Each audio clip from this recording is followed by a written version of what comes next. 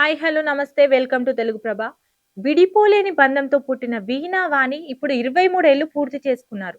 మహబూబాబాద్ జిల్లా బీరిశెట్టిగూడెం గ్రామానికి చెందిన మురళి, నాగలక్ష్మి అనే దంపతులకు 2003 అక్టోబర్ 16న సూర్యాపేట్‌లోని ఒక ప్రైవేట్ ఆస్పత్రిలో వీణా, వాణి పుట్టారు. పుట్టుకతోనే తలలు అతుక్కొని ఉండడంతో వైద్యులు వారిని విడదీయడం సాధ్యమా అనే ప్రశ్నతో చిక్కుకున్నారు. గుంటూరు, హైదరాబాద్, ముంబై, లండన్, ఆస్ట్రేలియా నుంచి వచ్చిన వైద్య నిపుణులు కూడా వారిని పరిశీలించారు. వారిని విడదీయడం ప్రమాదకరమని చెప్పారు.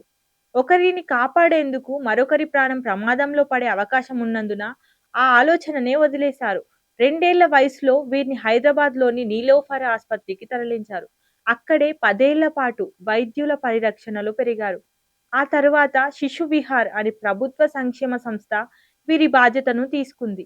అక్కడే వారు చదువుకున్నారు. జీవితం ఎలా ఉండాలో నేర్చుకున్నారు. వారు ఎప్పుడూ తమ పరిస్థితికి బాధపడలేదు. దానిని తమ బలంగా మార్చుకున్నారు. ప్రతిరోజు ఉదయం 6 గంటలకు నిద్రలేచి చదువుకుంటారు. శారీరకంగా ఒకరితో ఒకరు అతుక్కున్నప్పటికీ ఆలోచనల్లో మాత్రం వీణా, వాణి వేర్వేరు వ్యక్తిత్వాలు. చదువులో మెళకువలు చూపిస్తూ ఇద్దరు డిగ్రీ పూర్తి చేశారు. ఇప్పుడు చార్టర్డ్ అకౌంటెన్సీ చదవాలని వారు నిర్ణయించుకున్నారు.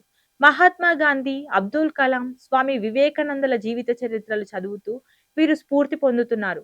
వారిని విడదీయాలని తల్లిదండ్రులు ఇంకా ఆశతో ఎదురు చూస్తున్నా, వాణి, వీణ మాత్రం వారి పరిస్థితిని అంగీకరించి జీవితాన్ని ముందుకు తీసుకెళ్తున్నారు.